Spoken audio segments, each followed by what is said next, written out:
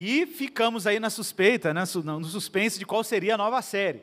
E a série que nós estamos começando hoje aqui na igreja, começamos hoje, é uma série sobre as parábolas de Jesus. Nós vamos navegar em quase todas elas. Não sei se você sabe, Jesus fez aí por volta de 40 parábolas. E nós não vamos falar de todas, nós não vamos ter condição de falar de todas, nós vamos falar das principais aqui nessa série na igreja. E hoje, a primeira delas, nós vamos falar sobre uma parábola que Jesus fez sobre parábolas. Conveniente isso, né? Uma parábola sobre parábolas. Sim, muita gente nem sabe que essa parábola é sobre parábolas. A parábola do semeador é uma parábola sobre parábolas. E nós vamos estudar essa parábola de Jesus juntos, e vamos estudar também Jesus hoje como o nosso mestre, a sabedoria de Deus. Abra sua Bíblia. Você sabe, a gente tem ela nos 3 evangelhos, essa parábola em Mateus, em Marcos e em Lucas. Mas nós vamos ler a versão de Marcos. Marcos, capítulo 4, Evangelho de Marcos, capítulo 4, verso 1. Vamos ler aí até o verso 20. Marcos, capítulo 4, do verso 1 ao verso 20. E depois do verso 33 a 34. Só 2 versinhos para fechar. Marcos 4, 1 até o verso 20. Eu estou lendo aqui na Nova Almeida Atualizada, você pode acompanhar na versão que você tem em mãos.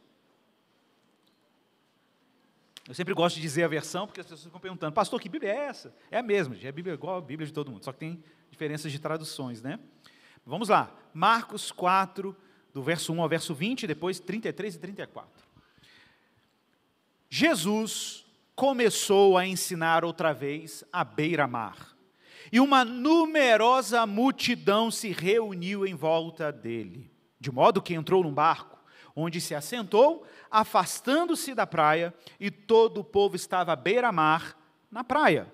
Assim, ensinava-lhes muitas coisas por parábolas, e durante o seu ensino, ele dizia, escutem, eis que o semeador saiu a semear. E ao semear, uma parte caiu à beira do caminho, e vieram as aves e a comeram. Outra parte caiu em solo rochoso, onde a terra era pouca, e logo nasceu, visto não ser profunda a terra. Saindo, porém, o sol a queimou, e porque não tinha raiz, secou-se. Outra parte caiu entre os espinhos, e os espinhos cresceram e sufocaram, e não deu fruto. Outra, enfim, caiu em boa terra, e deu fruto. A semente brotou, cresceu e produziu a 30, 60 e 100 por 1. E Jesus acrescentou, quem tem ouvidos para ouvir, que ouça. Quando Jesus ficou só, os que estavam junto dele com os 12 começaram a lhe fazer perguntas a respeito das parábolas. Jesus disse a eles, a vocês é dado a conhecer o mistério do reino de Deus, mas aos de fora, tudo se ensina por meio de parábolas. Para que vendo, vejam e não percebam. E ouvindo, ouçam e não entendam. Para que não venham a converter-se e sejam perdoados. Então, Jesus lhes perguntou, se vocês não entendem a esta parábola, como compreenderão todas as outras? O semeador semeia a palavra. Estes são os da beira do caminho, onde a palavra é semeada. Quando ouvem, logo Satanás vem e tira a palavra semeada neles. E estes são os semeados em solo rochoso, os quais, ouvindo a palavra, logo a recebem com alegria. Mas eles não têm raiz em si mesmos, sendo de pouca duração. Quando chega a angústia ou a perseguição por causa da palavra, logo se escandalizam. Os outros, os semeados entre os espinhos, são os que ouvem a palavra, mas as preocupações deste mundo, a fascinação da riqueza e outras ambições aparecem e sufocam a palavra, e ela fica infrutífera. Os que foram semeados em boa terra são aqueles que ouvem a palavra e a recebem, frutificando a 30, 60 e a 100 por 1. Verso 33. E com muitas outras parábolas semelhantes, Jesus lhes expunha a palavra conforme podiam compreendê-la. E sem parábolas não lhes falava.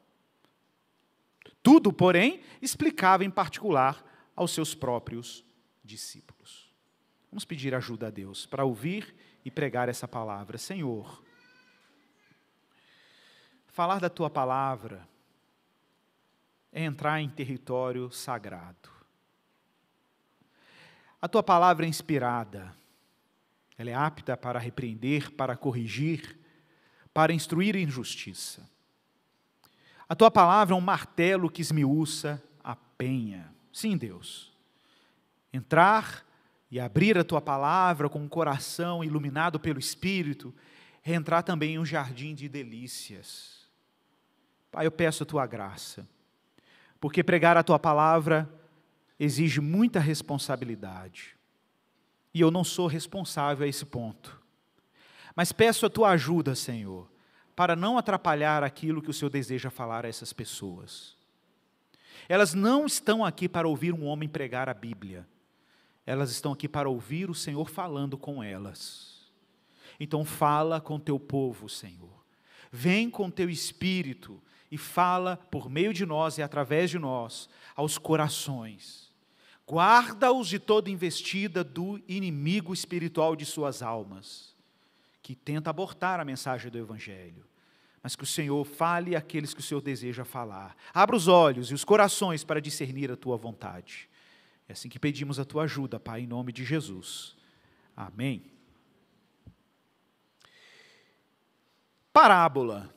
Que palavra é essa? Parábola vem do grego parábole. Significa literalmente aquilo que está posto ao lado. Aquilo que está de lado. E por qual razão? Ora, porque uma característica básica da parábola é a comparação. Colocar coisas justapostas, umas ao lado das outras. Com qual finalidade? Comparar. O tema da parábola é tão caro ao Novo Testamento, particularmente ao Evangelho, para ser mais específico ainda, quanto ao Evangelho de Jesus, assombrem-se. Nós temos 49 ocorrências da palavra parábola no Novo Testamento. 49 ocorrências, das quais 48 aparecem apenas nos 3 primeiros evangelhos, Mateus, Marcos e Lucas. A palavra parábola não aparece em João e não aparece em nenhum outro texto do Novo Testamento, além desses livros, exceto numa única ocorrência na carta aos Hebreus. Ou seja, o tema das parábolas é um tema caríssimo à missão de Jesus, à missão e à tarefa messiânica de Jesus, principalmente narrada nos evangelhos, que a gente chama de sinópticos, Mateus, Marcos e Lucas. Ok? Mas o que é a parábole, ou a parábola? A parábola basicamente se caracteriza pela similitude. O que é isso? A comparação, a analogia, a metáfora, o exemplo. A gente sabe o que é isso. A gente faz uso de metáfora frequentemente na nossa cultura. O ser humano faz uso disso amplamente em vários momentos. Os provérbios, os ditados populares estão carregados de metáforas, de parábolas. Eu sei, quando eu falo parábola, você imediatamente imagina as grandes histórias de Jesus, essas histórias ilustrativas, belíssimas, cheias de significado. Mas lembre-se que parábola, desde a sua origem no Antigo Testamento, é um pouco mais do que isso. A parábola é uma arte muito específica com as palavras. Tanto que a expressão hebraica correspondente à parábola no Antigo Testamento, a palavra mashal, deu origem a um livro muito específico na Bíblia, que inclusive tem esse termo como título dessa obra. Sim, uma obra em hebraico chamada Mishle Shilomo, que foi traduzido na sua Bíblia como Provérbios de Salomão. Sim, gente, parábola e provérbios são termos equivalentes. Tanto que no Antigo Testamento a palavra provérbio fez uso da palavra mashal, que é o hebraico de parábole. E parábola é a tradução grega de mashal. O que é o mashal, no final das contas? É tudo aquilo que os antigos autores da tradição de Israel e da tradição bíblica faziam uso na hora de comunicar uma verdade, de ensinar algo. Eles usavam a arte da comparação. Às vezes a comparação era uma frase simples. Por exemplo, na tradição de provérbios, a diligência é comparada às formigas. Então você pega um elemento conhecido para descrever uma informação que não é tão familiar para o ouvinte. Então você compara algo comum, ordinário, com algo extraordinário que você quer ensinar. Por incrível que pareça, um provérbio simples, quando diz vai ter com a formiga ou preguiçoso, né, é uma parábola. Sim, gente, é uma parábola. É porque nós estamos acostumados com outros estilos de parábola, no caso as de Jesus, que são parábolas narrativas. E muitas não são tão narrativas assim. Por exemplo, Jesus, em vários momentos, faz uso de parábolas muito simples, que a gente às vezes nem acha que são parábolas. Quando Jesus compara um homem rico, como ele diz que é mais fácil um camelo passar no fundo de uma agulha do que um rico entrar no reino dos céus. Isso é uma parábola. Ela acabou, iniciou e já acabou. Simples assim, porque a parábola ou machal é uma longa tradição didática da poesia de Israel para comunicar coisas complexas, às vezes não tão complexas, mas que precisavam ser fixadas pelo ouvinte. Claro, a gente sempre fala dos provérbios, das parábolas como provérbios narrativos, é o caso das histórias de Jesus. Mas Igor, como você definiria provérbio ou parábola de uma forma simples? Olha, a parábola tem como função, basicamente, esclarecer o não familiar por um meio familiar. Basicamente, explicar coisas desconhecidas por meio de coisas conhecidas. Essa é a função básica de uma parábola. A parábola que nós lemos hoje, inclusive, do semeador, trata de um tema extremamente conhecido para qualquer israelita da época de Jesus. Agricultura, semeadura, essa era uma linguagem extremamente familiar para os judeus da época de Cristo.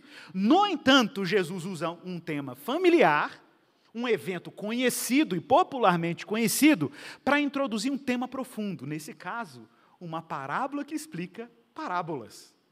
Uma parábola em que Jesus está dizendo como ele vai ensinar dali para frente, como é o seu discipulado. Olha que interessante.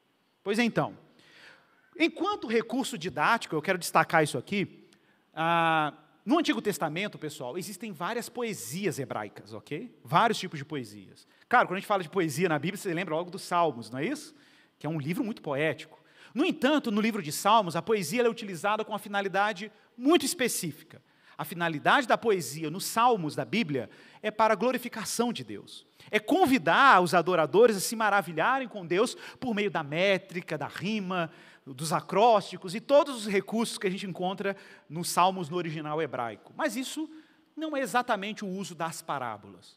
As parábolas não foram feitas para te encantar esteticamente. Você sabe, a gente lê uma poesia de Camões, né, ou da minha diva, Adélia Prado. Eu até suspiro quando falo da Adélia, né? A poesia de Adélia Prado, a minha esposa, eu falo para ela não ficar com ciúmes, que eu falo que uma das mulheres mais lindas que o mundo já criou chama Adélia Prado. Aquela senhorinha é de uma beleza absurda, né, porque ela se traja com as palavras que ela compõe. Olha que bonito, não é bonito? Poesia é um negócio bonito, mas a poesia com a finalidade estética não é exatamente a finalidade com que Jesus compôs as suas parábolas. As parábolas de Jesus não servem para te deixar encantado com a beleza. Sequer elas foram escritas para te encantar com o próprio Deus. Não, ela tem uma finalidade específica. A finalidade é te discipular. A finalidade das parábolas de Jesus é aquilo que os especialistas em literatura do Antigo Testamento chamariam de poesia didática. É a poesia com uma finalidade formativa. O interesse de Deus ou de Jesus é te educar num determinado currículo. Jesus está te discipulando com parábolas. Sim, elas têm o poder, as parábolas, de alcançar as mentes mais simples, por isso que se usa exemplos muito corriqueiros, pescaria, agricultura, planta. Jesus usa várias metáforas valendo-se da experiência comum e ordinária das pessoas, porque o interesse de Jesus é educar as mentes simples acerca de verdades profundas. Segunda coisa, a parábola tem um poder de fixação. Eu falar aqui uma fórmula matemática ou uma fórmula química, você vai ouvir e provavelmente daqui a pouco você vai esquecer se você não for familiarizado com ela. Mas quando a história é bem contada, quando a história é bem narrada, aquilo captura a nossa imaginação. E a gente fixa aquela mensagem de forma imaginativa. É como um conto, é como uma crônica. Tem esse poder de apelo imaginativo. E, finalmente, as parábolas de Jesus, em geral, são parábolas narrativas, são histórias. Em geral, tem exceções, mas em geral são histórias com início, meio e fim. Pois então, no texto de Marcos capítulo 4, que nós lemos, no verso 1, está claro, Jesus está ensinando. Sim, gente, Jesus ensinava. Tem gente que às vezes vem aqui na igreja, né? Eu já vi muito comentário, isso é engraçado isso. As pessoas falam assim, lá na Igreja Esperança é engraçado, o povo lá não prega, não, eles ensinam no domingo. Eu fico encabulado com esse tipo de comentário, porque eu não sei o que vocês acham que seria uma pregação. Eu tenho algumas suspeitas, ok? Eu tenho algumas suspeitas, mas saiba que a pregação tem como finalidade te ensinar, porque isso era exatamente o que Jesus fazia. Jesus ensinava, e olha o que diz aí no verso 1, ele ensinava a uma numerosa multidão que estava ali reunida ao redor dele, mas no verso 2 é dito que Jesus ensinava-lhes muitas coisas por um meio, por um modo, por parábolas. Esse, meus irmãos, era o recurso, o veículo, o meio didático que Jesus se valia para ensinar a palavra de Deus. E lá no verso 33 nós vimos que não era com poucas, não. Jesus ensinava com muitas parábolas, semelhantes a estas. E era assim que Jesus lhes expunha a palavra, conforme podiam compreendê-la. Então Jesus tem uma preocupação didática de fato. Jesus quer que a mensagem que ele está comunicando seja em certo nível, mas a gente vai ver que tem uma exceção, compreendida. E o verso 34 diz que sem parábolas, Jesus não lhes falava. Irmãos, todas as vezes que Jesus ensinava, ele ensinava por meio de parábolas. Mas tem um mistério aqui. Ele ensinava a multidão por meio de parábolas, mas somente para um grupo muito seleto, ele as explicava. Jesus não explicava as suas parábolas para a multidão. Ele só explicava as suas parábolas para um grupo específico. Verso 34. Sem parábolas não lhes falava, mas explicava em particular aos seus próprios discípulos. Está claro? Até agora, vocês estão me acompanhando? Então veja bem, como eu falei, Jesus ensinou quase 40 parábolas.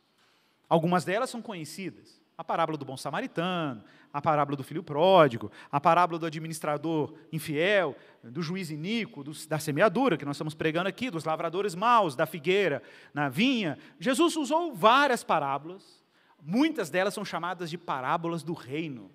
É como, às vezes, eles são descritos, né? são descritas as parábolas. Mas qual é a finalidade de Jesus se valer desse recurso didático, tão conhecido na tradição de Israel? Os judeus fazem uso amplo das parábolas até hoje na sua tradição, e Jesus é herdeiro dessa tradição de parábolas, mas Jesus faz uso delas com uma finalidade muito específica. Abra sua Bíblia em Mateus capítulo 13, verso 34, onde Jesus fala dessa mesma parábola, a parábola do semeador, e observe como que Jesus associa a parábola da semeadura, ou do semeador, com as parábolas em si, com esse recurso em si de ensinar os seus discípulos. Mateus 13, 34, diz assim: Jesus disse todas essas coisas às multidões por parábolas, e sem parábolas também nada lhes dizia. Isso aconteceu para se cumprir o que foi dito por meio do profeta. Então Jesus ensinava por parábolas, porque isso era o cumprimento de uma profecia. Que interessante. Que profecia era essa? Abre aspas. Abrirei a minha boca em parábolas, publicarei coisas ocultas desde a criação do mundo. Fecha aspas. Essa é a profecia. Aí você vai me perguntar, mas onde está essa profecia? Essa profecia se encontra em um livro que não é de um profeta. Ela se encontra em um salmo. Esse é literalmente o trecho do Salmo 78, dos versos 1 a 4. Aí você me diz assim, Igor, mas o salmo não é uma profecia. É sim. Os salmos sempre foram tratados da tradição de Israel como salmos com caráter profético. Um exemplo. Jesus, quando está na cruz, e ali os homens estão dividindo as suas vestes, lançando sortes para pegar as suas vestes, ou quando Jesus está na cruz cantando ou orando, Deus meu, por que me desamparaste? Esse cenário todo da cruz, te desafio a fazer isso, já fizemos isso aqui na igreja, pegue o Salmo 22 e leia ele na íntegra. Você vai ver que o Salmo 22 é inteiramente a paixão de Jesus na cruz. Tem tudo lá. A venda das vestes dele, ele orando na cruz, Deus meu, por que me desamparaste? Porque os salmos, eles têm um elemento profético. Nenhum problema nisso. Então vou ler o Salmo 78. Lembra? Jesus está falando em parábolas para cumprir uma profecia. Salmo 78, verso 1 ao verso 4. Meu povo, olha que forte isso. Um salmo de Asaf, conhecido como salmo didático de Asaf. Meu povo, escute a minha instrução, ou a minha lei. Dê ouvidos às palavras da minha boca. É exatamente o que Jesus anda fazendo, instruindo e ensinando. Abrirei os meus lábios para proferir parábolas e publicarei enigmas dos tempos antigos. O que ouvimos e aprendemos, o que os nossos pais nos contaram, não o encobriremos a seus filhos. Contaremos à geração vindoura os louvores do Senhor e o seu poder e as maravilhas que fez. Que fantástico! Então Jesus de Nazaré veio ao mundo em sua missão messiânica também para contar mistérios de outrora. Jesus veio para contar as maravilhas de Deus, os mistérios de Deus por meio de parábolas. Mas as parábolas, além de ter uma finalidade específica de revelar coisas ocultas, porque essa é a primeira função da parábola, ironicamente, ao mesmo tempo, as parábolas não só revelam coisas ocultas, elas escondem coisas que já estavam ocultas. Não é irônico? Parece um paradoxo? A parábola foi usada como um recurso para facilitar a comunicação de uma verdade da palavra de Deus, mas ao mesmo tempo ela serve para ocultar coisas.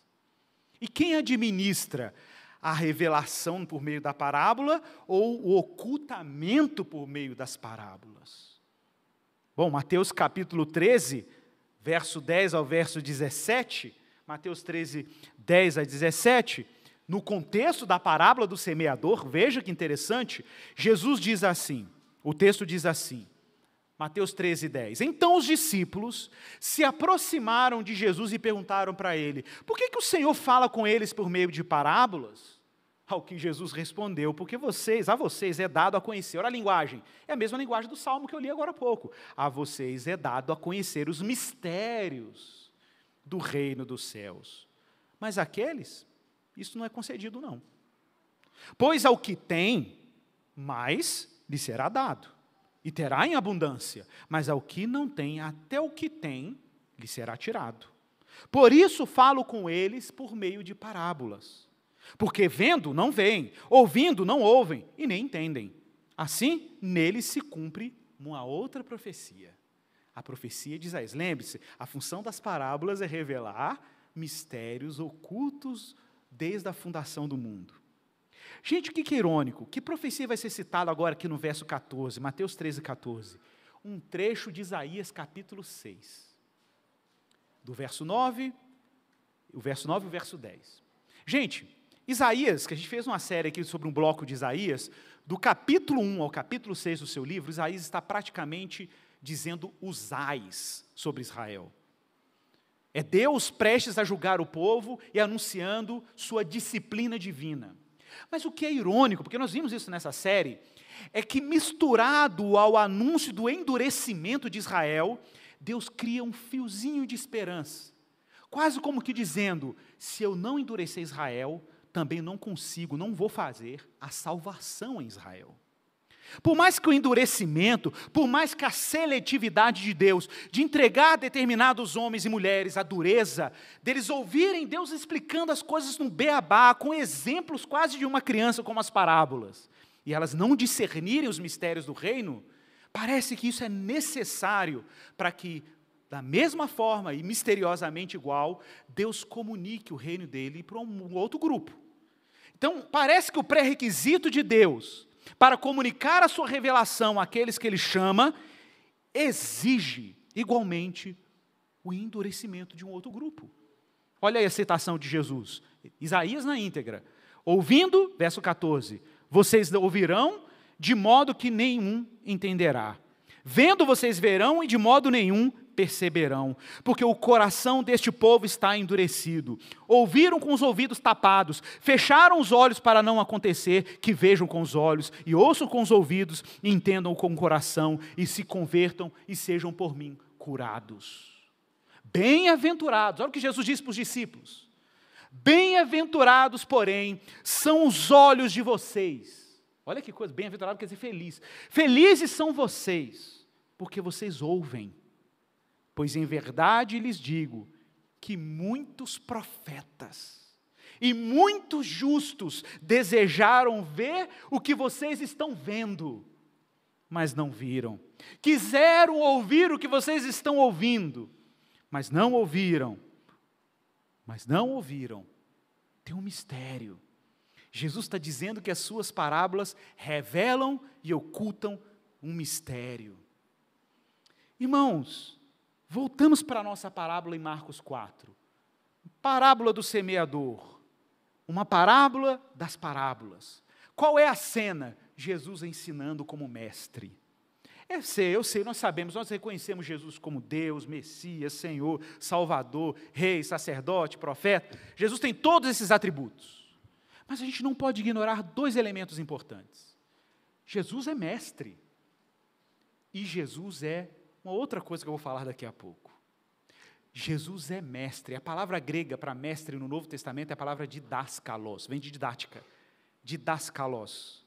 Não sei se você sabe, a palavra mestre, didaskalos, associado a Jesus, aparece 49 vezes nos evangelhos, para se referir a ele como mestre. 49 vezes. De novo, é uma ocorrência muito grande. Isso só significa que tem um elemento na didática e na maestria de Jesus que não pode ser ignorado. Então, o que está acontecendo agora conosco aqui, irmãos? Nós aqui, discípulos de Jesus, ouvindo as parábolas de Jesus, dando início a uma série de várias parábolas de Jesus que serão explicadas nesse púlpito. Nós estamos entrando na escola dele. Jesus é o nosso professor e nós vamos assentar aqui calmamente, como os discípulos há 2000 anos atrás. E nós vamos ouvir o que o mestre tem a dizer. Jesus é um rabi nesse caso. Mas é verdade que ele não é um rabi também muito convencional. Olha, Nicodemos, em João 3:2, certa vez apareceu para Jesus, meio no secreto, porque ele não queria queimar o seu filme com os fariseus e a sua estirpe de rabinos e mestres. Ele chega para Jesus e chama Jesus assim, Rabi, que em hebraico quer dizer meu mestre. Rabi, nós sabemos que és mestre vindo da parte de Deus. Porque ninguém pode fazer esses sinais que tu fazes se Deus não estiver com ele. É verdade. Jesus é mestre, mas ele é um pouco mais do que isso. Claro que ele é muito mais do que isso. Mas eu quero te convidar, desafiar a si mesmo a ver uma coisa a mais. Mateus capítulo 7, verso 28 a 29, conclusão do Sermão do Monte. Jesus está encerrando o sermão acabou. Ele fez aquela prédica maravilhosa, uma mensagem absurda. E Mateus 7, 28 diz que quando Jesus acabou de proferir estas palavras, se referindo ao Sermão do Monte, as bem-aventuranças e tudo aquilo que ele disse, as multidões que estavam ouvindo ele o tempo inteiro naquele momento, ficaram maravilhadas do seu ensinamento, ou do seu didarré em língua grega. Eles ficaram encantados com a sua doutrina, o seu ensino. Gente, o texto não diz que eles ficaram assim admirados, não. Maravilhados. Você imagina isso? Uma multidão maravilhada com os ensinamentos de Jesus. E por quê? Verso 29. Porque ele as ensinava como quem tem autoridade e não como os escribas. É verdade que Jesus é mestre, mas ele não é um mestre convencional. Ele ensina com autoridade. Por isso, irmãos, que eu te desafio a olhar para Jesus como mestre, como alguém que ensina, mas também te desafio a ver Jesus como quem ensina, mas também Jesus como conteúdo do ensino. Jesus não é só um mestre da sabedoria de Israel. Jesus é um mestre da sabedoria, que é aquele que ensina, e é o conteúdo. Ele é o mestre e ele é a sabedoria. Olha, veja o que diz Paulo em 1 Coríntios, se você quiser abrir, não se preocupe, não, vou ler para você. 1 Coríntios 1, 22 a 25, olha a linguagem de Paulo, como é clara. Porque os judeus pedem sinais, os gregos buscam sabedoria, Mas nós pregamos o Cristo crucificado, escândalo para os judeus, loucura para os gentios, mas para os que foram chamados, tanto judeus quanto gregos, atenção, Cristo é o poder de Deus e a sabedoria de Deus, porque a loucura de Deus é mais sábia do que a sabedoria dos homens, e a fraqueza de Deus é mais forte do que a força dos homens. Irmãos, nós estamos aqui hoje assentados com o mestre e com a sabedoria, com um professor que, além de ensinar, é o conteúdo do que é ensinado. Irmãos, não sei você, mas nesse momento nós estamos matriculados na escola de Jesus. A propósito, tem um cara que escreveu um livro com esse título, A Escola do Messias, se você quiser ler o livro dele. Mas é verdade é que nós somos matriculados na escola de Jesus. E se fomos matriculados na escola de Jesus, temos que aprender com Ele.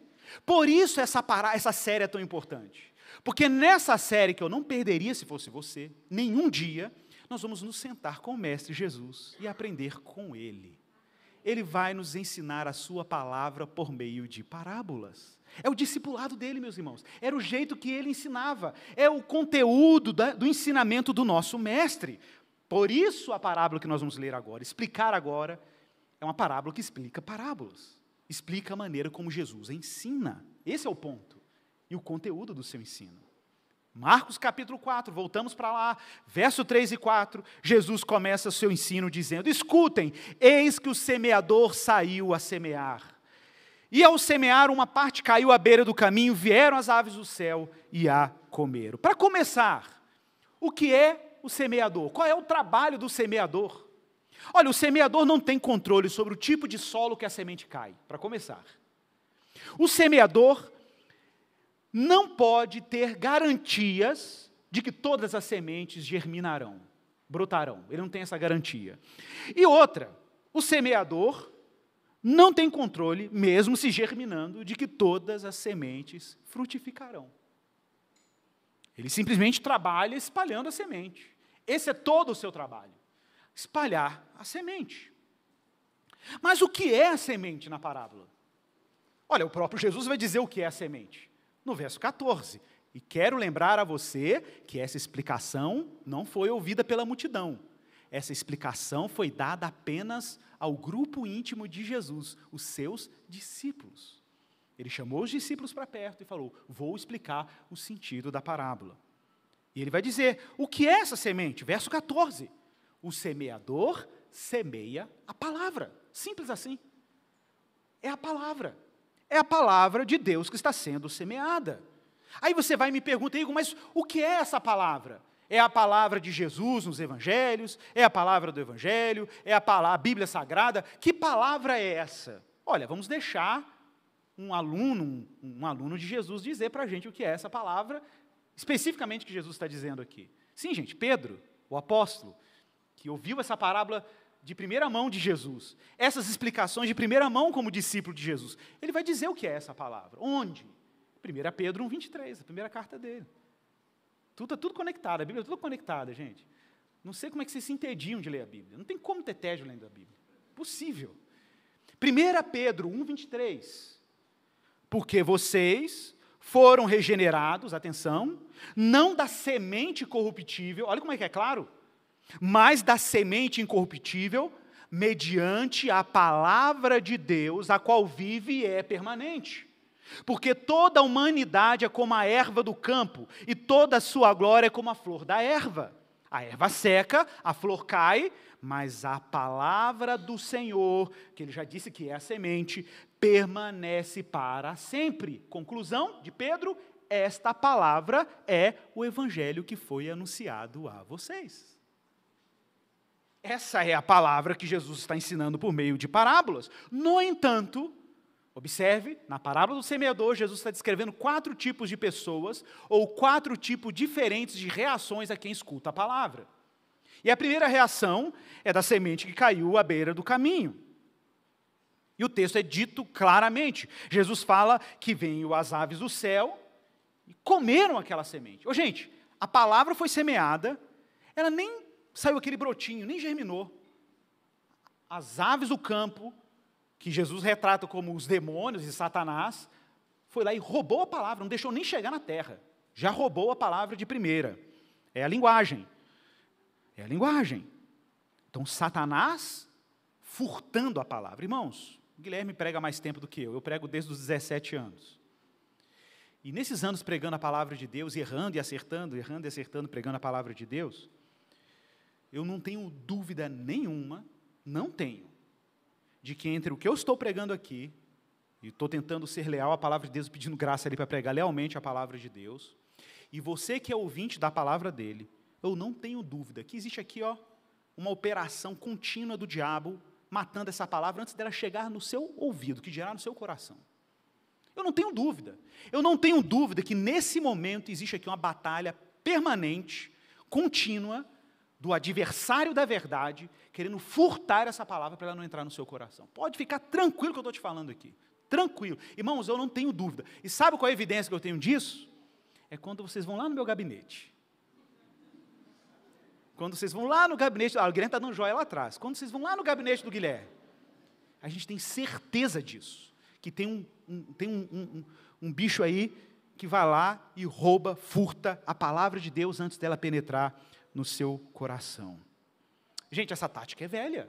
A tática de furtar a palavra de Deus do que ela é e do que ela significa é tão velha quanto Adão e Eva no jardim, quando o diabo ouviu a palavra, manipulou a palavra de Deus para o seu benefício, o próprio benefício.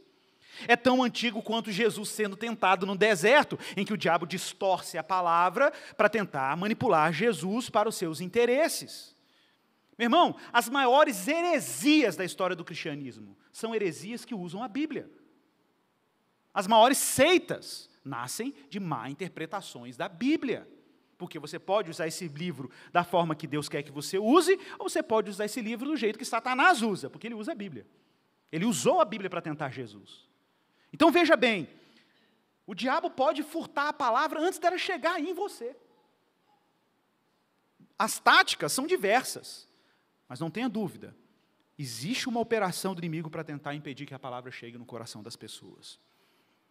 Verso 5 ao verso 6. E as sementes que caíram no solo rochoso. A outra parte caiu no solo rochoso, diz o texto, onde a terra era pouca, logo nasceu. É interessante, né? Porque a semente que cai na rocha, ela nasce muito rápido, ela é eficiente. O semeador fica até empolgado. O semeador até se empolga, nossa, que plantinha eficiente. Aqui ela caiu no lugar certo, você até acha que ela caiu no lugar certo. E o texto diz que ela não é muito profunda, por causa das rochas.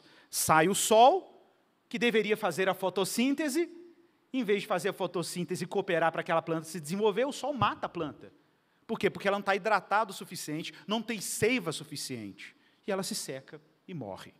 Qual é a explicação de Jesus para a semeadura na rocha, versos 16 e 17? Jesus vai dizer, estes são os semeados em solo rochoso, os quais, ouvindo a palavra, logo a recebem com alegria. Olha que legal, ele festeja. Gente, aqui o diabo já não roubou a semente, ok? A semente entrou aí, chegou em algum lugar. Você ficou até empolgado. Você começou a ir mais no culto. Você falou, nossa, vou servir em todas as diaconias da Igreja da Esperança. Todos os ministérios. Vou ajudar o Ministério das Crianças. Vou ser missionário em campo transcultural. Eu estou empolgado com esse negócio de missionário da Igreja da Esperança. Eu vou ser missionário também. Super empolgado. Eufórico. Gente, tem crente eufórico ou não tem? Tem muito crente eufórico. Crente eufórico. Crente que nasce assim, cresce. A semente bate, cresce numa velocidade. Você olha assim, você acha até que vai dar fruto. Mas o verso 17a diz, eles não têm raízes em si mesmos. Sabe o que é isso? Cristão superficial. Superficial. Falta nutriente suficiente. Falta profundidade. Falta metabolismo para produzir seiva bruta. Falta recursos, é uma fé superficial, volátil. Um ventinho, uma tribulação, um desconforto é suficiente para desorientá-lo completamente. Verso 17, quando chega a angústia ou a perseguição por causa da palavra, logo se escandaliza, porque não tem jeito, gente. Recebeu a palavra, vai vir perseguição e angústia. Esse é o custo do discipulado, como diz Dietrich Bonhoeffer. Não tem como abraçar o discipulado de Jesus e ignorar a cruz. Tem que abraçar a cruz. Esse é o discipulado de Cristo. Não é esse cristianismo anestésico que fica aí falando para você, não, vai para a igreja, vai receber a bênção, pare de sofrer. Eu falei isso domingo passado, pare de sofrer. Não, irmão. Não, cristianismo raiz, você vai ter que ter cruz. Ah, mas porque Deus não quer me fazer feliz? Não, é justamente o contrário. Justamente porque Ele quer te fazer feliz que você tem que aprender a andar com Jesus no discipulado dEle. Mas é uma felicidade tão absurda e tão gigantesca que Deus vai ter que te ressuscitar para você desfrutar dela. Para você ter tempo para desfrutar da alegria. Mas a gente quer atalhos, né? A gente quer atalhos. O diabo adora quando a gente quer atalhos. Porque ele tentou oferecer para Jesus na sua tentação no deserto. É claro que o reino deste mundo era de Jesus, mas ele queria oferecer um atalho, um meio caminho. Mas vejam bem, vou citar aqui Efésios 4:11. Irmãos, tem muito cristão superficial. Aí você vai e me diz assim, eu entendi. Olha como é que o nosso adversário joga nesse xadrez. Entendi, tem que ser profundo, né, Igor? Já entendi, vou fazer teologia, vou estudar hebraico, grego, aramaico, vou fazer o IB, vou fazer um doutorado em teologia, escola do Labri, vou virar um nerdão da Bíblia, e é isso, né, que você está falando, né? Não é isso que eu estou falando. Tudo isso pode ser muito útil, se você fizer uma única coisa. Porque o que mais tem, e aqui nessa igreja nós já fomos testemunhas disso, de gente tecnicamente profunda, intelectualmente profunda, mas rasa, onde deveriam ser plantados e enraizados. Onde o coração tem que estar enraizado? Em Jesus Cristo. Se a sua vida não estiver enraizada, profundamente conectado com Jesus, e por isso, o que nos interessa em termos de profundidade teológica é aquilo que glorifica Jesus e fornece o conhecimento de Jesus. A gente não está aqui preocupado em fazer teologia para ostentar conhecimento teológico, e você ficar espalhando por aí esse boato de que a Igreja de Esperança é a igreja dos cabeçudos. Não, que a gente seja conhecido como uma igreja que tem raízes profundas em Jesus. Profundas em Jesus, raizados neles. Então as pessoas erram não por ignorar coisas complexas.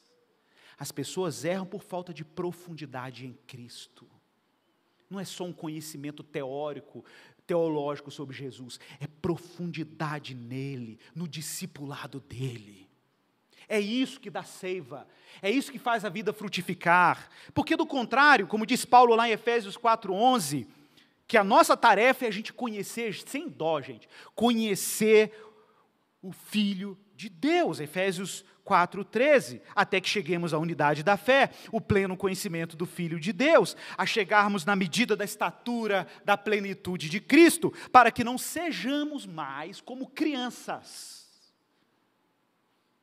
arrastadas pelas ondas e levados de um lado para o outro por qualquer vento de doutrina, pela artimanha das pessoas, pela astúcia dos que conduzem ao erro, mas seguindo a verdade em amor, cresçamos em tudo naquele que é a cabeça, Cristo. É isso. Que sejamos sábios, que sejamos conhecedores, mas daquilo que interessa conhecer. É raiz profunda. Gente, vocês estão entendendo? Jesus está puxando os discípulos para perto de si. Jesus está chamando os seus discípulos para compreender o nível de conhecimento e sabedoria dos tempos antigos que Ele está fornecendo. Mas Jesus continua na sua parábola, verso 7. Outra parte caiu entre os espinhos. Os espinhos cresceram e a sufocaram e ela não deu fruto. Qual é a explicação de Jesus? Verso 18. Os outros, semeado entre os espinhos, são os que ouvem a palavra. Tem gente que escuta a palavra, mas as preocupações deste mundo, a fascinação da riqueza e outras ambições aparecem e sufocam a palavra, e ela fica infrutífera. Meus irmãos, eu preciso ser muito honesto aqui. Tem muita gente que vem aqui na igreja e ouve a palavra, domingo após domingo, se ocupam disso, se alimentam disso. Às vezes ela entra, às vezes ela fica na superfície, às vezes até dá um brotinho, às vezes até saem uns raminhos dessa planta. Mas por alguma razão, você fica entretido com outra palavra que não é dessa semeadura. Sabe por que o texto fala espinhos? Por que são os espinhos? É erva daninha. Outras sementes que encaixaram no coração e que ficam competindo contra a verdadeira semente, disputando nutrientes, disputando vigor, disputando fé, disputando confiança em Deus. E aí você está aqui, ouve a palavra, mas daqui a pouco bate aquela depressãozinha, aquela melancolia. Você foi na balada ontem, acordou com o olho, com aquela, sabe aquela olheira. Foi na balada ontem. Aí você está mal, nem foi para a igreja, não conseguiu ir para o culto. Aí pegou aquela foto sua bacana da balada que você foi de formatura do seu amigo de 2000, não sei quanto. Postou no Instagram para ficar ouvindo os feedbacks. Gatona, linda, diva, maravilhosa, incrível. Não é isso? É fascinação da riqueza. Riqueza não é só grana, não. É fascinação por ambições, projetos de poder, projetos de sucesso, grana, riqueza, para ficar ostentando, se apresentando ao mundo, se ocupando disso, se preocupando deste mundo. E é claro que isso vai sufocar a palavra. É claro que você vai se tornar infrutífero. É claro que isso vai te tornar um crente, um cristão estéril. A pessoa olha e fala assim, não, mas que folhas viçosas. Você até posta no Instagram, a pessoa olha para você e fala, que planta bonita, não tem um fruto, mas que planta bonita. Né? Tem umas folhas bonitas, mas não tem fruto. É estéril. Estéril, porque deixou outras plantas competirem, outras sementes entrarem nessa equação. E é claro que você se torna infrutífero, porque está distraído. Sim, irmãos, riquezas.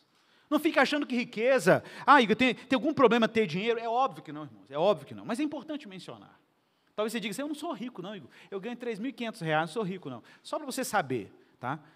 90% da população brasileira, isso é pesquisa do ano passado, 90% em cada 9 brasileiros, pensa nisso, cada 10 brasileiros, 9 ganham menos de R$3.500 no Brasil.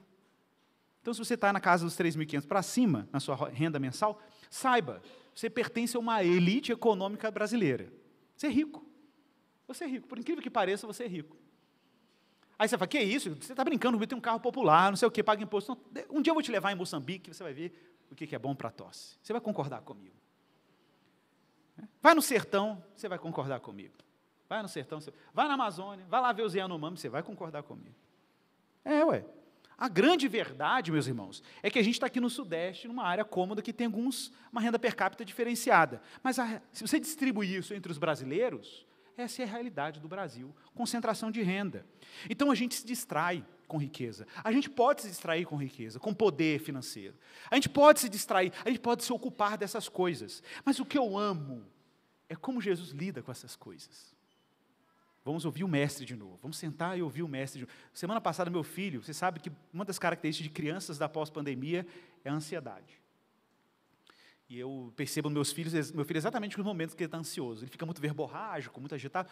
Aí eu chamo ele num canto, papai está vendo que você está meio ansioso hoje, hein, filhão? Ele, meu pai, eu estou, tá. Aí, vamos sentar. Aí, semana passada, eu abri Mateus 6, que você vai ler comigo.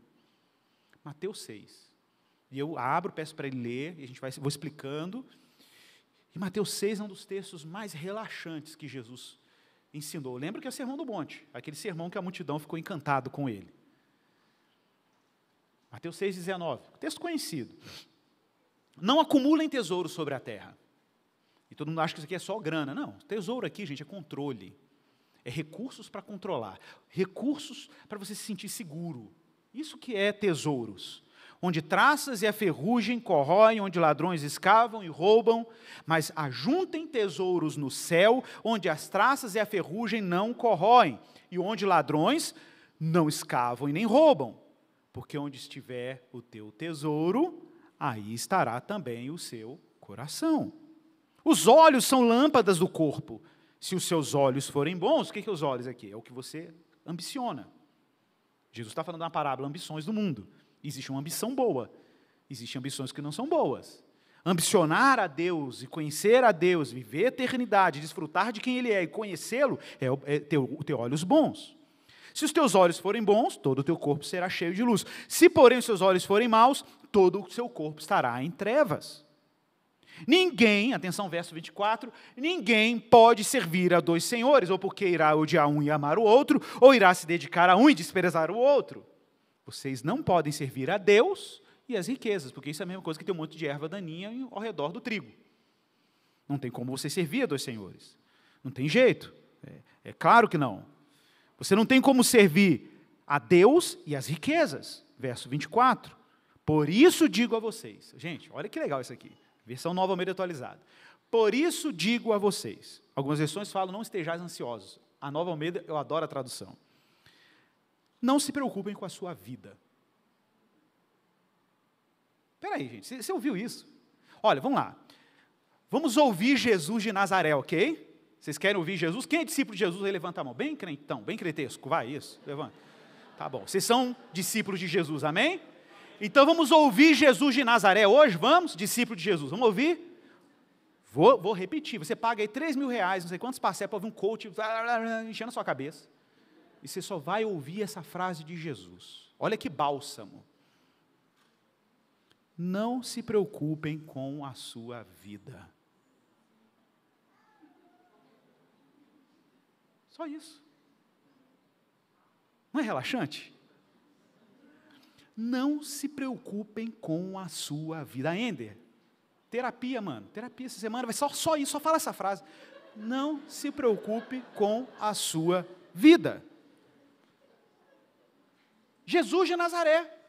Quanto ao que irão comer, quanto ao que irão beber, nem com o corpo, nem com o que irão vestir. Não é a vida mais do que o alimento? Não é o corpo mais do que as roupas? Estou pensando aqui, você estudou, não sei quantas vezes você estudou? 5 anos? 5 anos, irmão. Para dizer isso, para não se preocupe com a sua vida.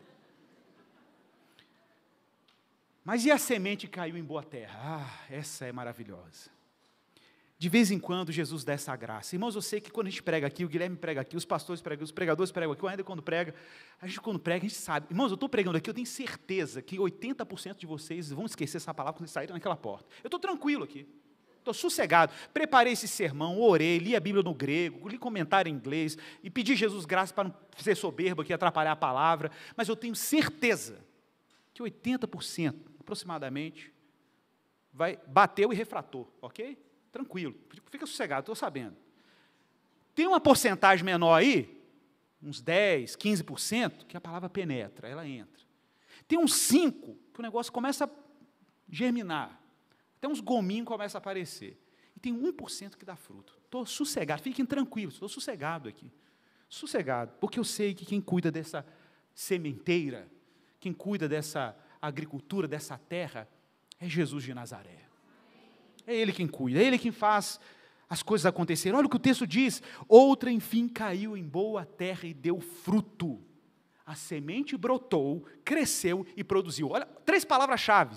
Quando a palavra cai no coração certo, no coração fértil, o que ela faz? Ela brota, cresce e produz. É isso que a palavra faz. Ela brota, cresce e produz. Brota, cresce e produz. Isso me lembra tanto o Shema, Deuteronômio 6,4, amarás o Senhor teu Deus com todo o coração, com toda a sua alma, com todas as tuas forças. Tem que brotar, tem que crescer e tem que produzir. Quando a palavra chega, ela encaixa no coração do cristão. E ela começa a produzir em você uma mudança profunda de existência. Suas expectativas mudam, seus sonhos mudam, suas prioridades mudam, o que você planeja para o ano seguinte muda, suas ambições mudam, suas aspirações mudam, e você não hesita. Se Jesus de Nazaré fala assim, você larga essa faculdade, Jesus fala assim, não, pega essa faculdade, vai lá para Conchinchina levar meu evangelho. Se Ele manda você renunciar ao namoro, você renuncia. Se você tiver que abrir mão de riquezas, você abre, porque tem um negócio brotando dentro de você, produzindo frutos. E você parou de ficar entretido consigo mesmo, porque a palavra começou a produzir uma coisa, um processo dentro de você. Os que foram semeados, verso 20, explicação de Jesus, os que foram semeados em boa terra, são aqueles que ouvem a palavra, e não só escute, não apenas ouvem, mas a recebem. Receba, meu irmão, pastor, essa palavra hoje está pegando em mim, receba, irmão. Só receba. O Guilherme fala isso, deixa a palavra de Deus falar contra você, deixa. Só receba. só acolhe, só deixa a espada cortar onde tem que cortar. Deixa, é o discipulado, é seguir Jesus, é andar com Ele, é sentar com o Mestre e ouvir o Mestre falar. É só isso, senta, ouve e recebe. E recebe. E é por isso que Jesus termina essa parábola da semeadura com uma frase, um convite muito simples. Olha como que Jesus está completamente despreocupado com o que Deus vai fazer com essa palavra. Verso 9, e Jesus acrescentou, quem tem ouvidos para ouvir, que ouça. Tá bom, irmão? Ok? Pegou o recado? Quem tem ouvidos para ouvir, ouça. Irmãos, cristãos são um povo que vive pela palavra. Nós somos os discípulos de Jesus, nós não vivemos pelo pão, pela comida, pelo sucesso, pelo dinheiro, pelo poder, pela fama, pela reputação, pela credibilidade. Nós somos um povo que vive pela palavra, pelo que Deus diz. Porque quem vive fora da palavra sobrevive. Nós não somos um povo que sobrevive, somos o povo da vida em abundância. Por isso, Moisés, em Deuteronômio capítulo 8, verso 2 a 3, disse em nome do Senhor, lembre-se de todo o caminho pelo qual o Senhor, seu Deus, o guiou no deserto, igual Jesus foi guiado na tentação, o guiou no deserto durante esses 40 anos, Jesus foi 40 dias, para humilhar vocês, pôr vocês à prova, para saber o que estava no coração de vocês, se vocês guardariam ou não os seus mandamentos, Ele te humilhou. Ele te fez passar fome, mas também te sustentou com maná, que vocês não conheciam, nem os seus pais conheciam, para que vocês compreendessem que o ser humano não vive só de pão, mas de tudo que procede da boca do Senhor. Glória a Deus por isso, meus irmãos. Senhor, muito obrigado pela Tua palavra que é extraordinária. Porque estar aos pés de Jesus, aprendendo com Ele, é um bem maravilhoso, Senhor. Nós queremos sorver essa palavra, Pai, com fome e sede. Nós queremos beber a goles cada centímetro cúbico da palavra do Evangelho. Nós queremos responder o chamamento de Jesus, queremos estar matriculados nessa escola, ser expostos a esse currículo, nós queremos dedicar tempo e energia para conhecer Jesus Cristo e sermos afetados por Ele, transformados por Ele, a ponto de transparecermos quem Ele é, naquilo que fazemos, dizemos, pensamos, trajamos, que tudo em nossa vida transpareça a beleza desse caminho, Senhor. Ó Deus, nos salve da teimosia do nosso coração, nos salve da rigidez, Pai, dessa competição, tira essas ervas daninhas, essas rochas que impedem dessa planta bendita crescer em nós e frutificar. Cuida do nosso coração árido, tira o coração de pedra, coloca um coração de carne, que possamos dizer sim, sem hesitar, sabendo que o Senhor anda nos conformando à imagem do Teu Filho de glória em glória. Abençoe o Teu povo e a Tua igreja, a nossa oração, em nome de Jesus. Amém. Meu irmão, minha irmã, prepare-se